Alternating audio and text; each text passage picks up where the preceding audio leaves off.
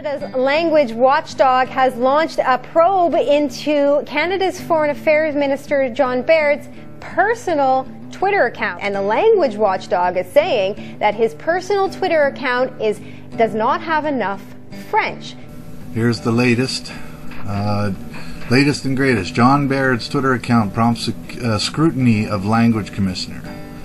Now, this seems a bit much, to be honest.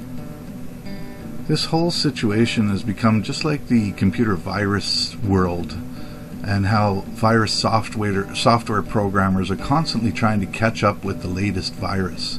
It seems the English are constantly trying to catch up to the latest stick-it-to-you from the French powers that be. They are indeed a very determined bunch. Yes, determined it seems to constantly be both on top and dominant.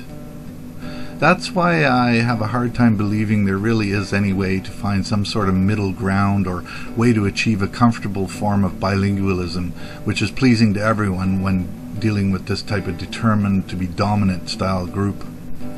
Let's face it, it can't be possible when we face examples like this where the language commissioner jumps on and complains about John Baird, a predominantly English Canadian who is tweeting in mostly English. I mean, leave the man alone, let him tweet in English or whatever language he's comfortable in, for crying out loud. After all, there's no doubt that there are many French politicians and so on tweeting and doing other things for that matter exclusively in French. So why is that deemed to be okay? We don't see the language commissioner going after those folks.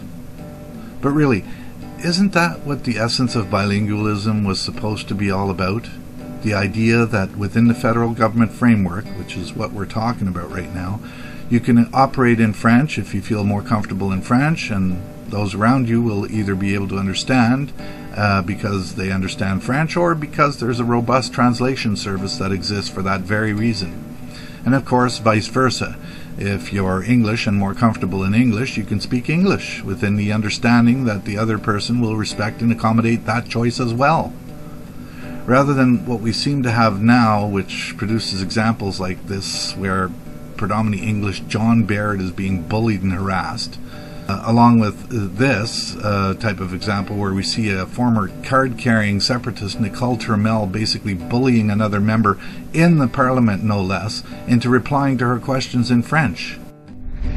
Mr. Speaker, enough is enough. 75% of our questions are put in French and answered in English. We know that the parliamentary secretary can speak French.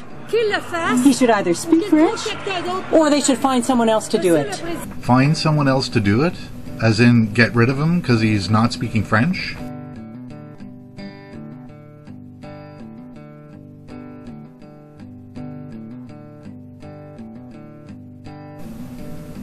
What's with these strong-arm tactics and forcing everyone to operate in French? Isn't one's choice to use English, you know, the other so-called official language, supposed to be considered part of the whole bilingualism ideal as well? Just asking.